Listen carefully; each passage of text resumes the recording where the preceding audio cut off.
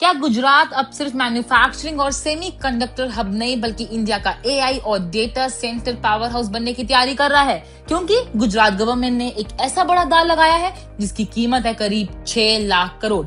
दरअसल गुजरात ने विकसित गुजरात डेटा सेंटर पॉलिसी 2026 और 29 लॉन्च की है। इस पॉलिसी का टारगेट है राज्य में करीब 7.5 गीगावाट यानी कि 7,500 मेगावाट की डेटा सेंटर कैपेसिटी तैयार करना और इसके जरिए लगभग 6 लाख करोड़ का इन्वेस्टमेंट अट्रैक्ट करना। लेकिन यहाँ पे सवाल ये आता है, आखिर गुजरात को इतने बड़े डेटा सेंटर इन्वेस्टमेंट की जरूरत क्यों पड़ी? इसे समझने के लिए पहले समझते हैं कि डेटा सेंटर होता क्या है। हम जब गूगल पर कुछ सर्च करते हैं, क्लाउड पर कोई फाइल सेव करते हैं, नेटफ्लिक्स पर वीडियो देखते हैं या फिर एआई चैट बॉक्स से कोई सवाल पूछते हैं, तो इनके पीछे हजारों लाखों पावरफुल सर्वर्स काम कर रहे होते हैं और इन सर्वर्स को रखने, चलाने और 24 घंटे ऑपरेशनल रखने के लिए चाहिए बड़ी buildings, high speed internet, reliable electricity, cooling systems और मैसिव कंप्यूटिंग इंफ्रास्ट्रक्चर। यही वजह है कि जैसे जैसे एआई और क्लाउड कंप्यूटिंग का यूज बढ़ रहा है, वैसे वैसे डेटा सेंटर्स की डिमांड भी तेजी से बढ़ रही है। अब गुजरात इसी अपॉर्चुनिटी को पकड़ना चाहता है। लेकिन गुजरात ही क्यों? क्योंकि गुजरात के पास पहले से मजबूत इंडस्ट्रियल इंफ्रास्ट्रक्चर है। इसके अलावा स्टेट रिन्यूएबल एनर्जी कैपेसिटी और लार्ज स्केल पावर अवेलेबिलिटी पर भी फोकस कर रहा है। और नई पॉलिसी का एक बड़ा हिस्सा है ग्रीन एआई इंफ्रास्ट्रक्चर, यानी डेटा सेंटर्स सिर्फ बड़े होने चाहिए बल्कि उन्हें ज्यादा सस्टेनेबल और एनर्जी एफिशिएंट भी बनाना है। पॉलिसी के तहत कोर ऑपरेशंस के लिए कम से कम 51% इलेक्ट्रिसिटी रिन्यूएबल सोर्सेज से लेने की रिक्वायरमेंट रखी गई है। इसका मतलब है कि एआई की बढ़ती पावर डिमांड को रिन्यूएबल एनर्जी के साथ जोड़ने की कोशिश की जा रही है। अब बात करते हैं इन्वेस्टमेंट की। 6 लाख करोड़ का प्रपोज इन्वेस्टमेंट सिर्फ डेटा सेंटर बिल्डिंग्स बनाने तक सीमित नहीं रहेगा।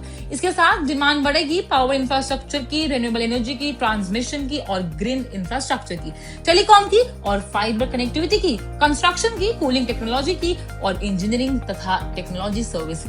यानी एक डेटा सेंटर प्रोजेक्ट के आसपास पूरा इकोनॉमिक इकोसिस्टम डेवलप हो सकता है और इसी वजह से इसका असर सिर्फ आईटी सेक्टर तक सीमित नहीं रहने वाला। गुजरात इन्वेस्टर्स को क्या दे रहा है? गवर्नमेंट ने बड़े डेटा सेंटर प्रोजेक्ट्स को ट्रैक करने के लिए कई फिस्कल और नॉन फिस्कल इंसेंटिव्स का प्रोविजन रखा है। इसमें capital subsidy, interest subsidy, power tariff support, electricity duty benefit, SGST reimbursement, stamp duty और रजिस्ट्रेशन फी एग्जेम्पशंस जैसी सुविधाएं भी शामिल हैं। इसके अलावा बिल्डिंग अप्रूवल्स और इंफ्रास्ट्रक्चर से जुड़े कुछ रेगुलेटरी रिलैक्शंस भी दिए गए हैं। और एक इम्पोर्टेंट पॉइंट, पॉलिसी का फोकस छोटे डेटा सेंटर्स पर नहीं बल्कि बड़े हाइपर स्केल और कोलोकेशन प्रोजेक्ट्स पर है। एलिजिबल प्रोजेक्शंस के लिए minimum approved IT load 150 megawatt रखा गया है। यानी गुजरात की नजर global cloud companies, hyper scalars और बड़े डिजिटल इंफ्रास्ट्रक्चर प्लेयर्स पर है। और इस पूरी कहानी में धुलेरा कितना इंपॉर्टेंट है? धुलेरा को गुजरात इस डेटा सेंटर स्ट्रैटेजी में एक मेजर डेस्टिनेशन के तौर पर देख रहा है। पॉलिसी में धुलेरा रीजन में एलिजिबल प्रोजेक्शंस के लिए एडिशनल कैपिटल सपोर्ट का प्रोविजन भी रखा गया है। इसका मोटिव बड़े इन्वेस्टर्स को यहाँ पे इंफ्रास्ट्रक्चर एस्टैब्लिश करने के लिए ज्यादा अट्रैक्टिव एनवायरनमेंट देना है। अगर बड़े स्केल प्रोजेक्ट्स यहाँ पे आते हैं तो इसका फायदा सिर्फ डेटा सेंटर इंडस्ट्री को नहीं बल्कि आसपास के real estate, construction, power, logistic और सर्विसेज सेक्टर्स को भी मिल सकता है। लेकिन इस कहानी का दूसरा पहलू भी है। डेटा सेंटर्स बेहद कैपिटल इंटेंसिव होते हैं। इनके लिए लगातार 24 घंटे बिजली चाहिए, कूलिंग के लिए इंफ्रास्ट्रक्चर चाहिए, हाई स्पीड कनेक्टिविटी चाहिए और सबसे जरूरी रिलायबल पावर और नेटवर्क अपटाइम। इसलिए सिर्फ पॉलिसी अनाउंस कर देना काफी नहीं होगा। 6 लाख करोड़ का टारगेट तभी मीनिंगफुल बनेगा जब एक्चुअल इन्वेस्टमेंट ग्राउंड पर आए, प्रोजेक्ट समय पर कंप्लीट हो और गुजरात उन्हें रिलायबल पावर, वाटर, कनेक्टिविटी और इंफ्रास्ट्रक्चर उपलब्ध करा पाए। क्योंकि डेटा सेंटर बिजनेस में कुछ मिनट का डाउनटाउन भी बड़ी कंपनीज के लिए कॉस्टली हो सकता है।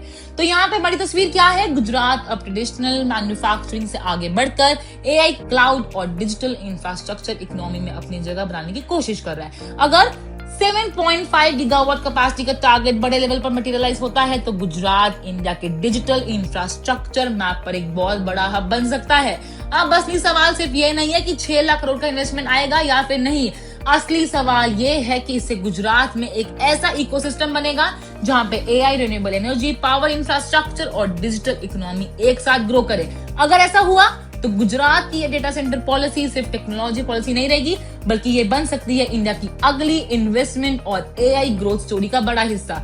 और अब नजर होगी कितने बड़े प्रोजेक्ट्स अनाउंस होते हैं, कितना इन्वेस्टमेंट वास्तव में आता है और 7.5 गीगावाट के इस एम्बिशियस टारगेट में से ग्राउंड पर कितनी कैपेसिटी तैयार होती है। आपकी क्या राय है, आपको क्या लगता है इस प्रोजेक्ट के बारे में, हमें अपने कमेंट्स बॉक्स में जरूर बताएं। और ऐसी हर बड़ी फाइनेंशियल, हर बड़ी बिजनेस अपडेट के लिए हमारे चैनल यानी कि पैसा लाइफ को सब्सक्राइब जरूर करें।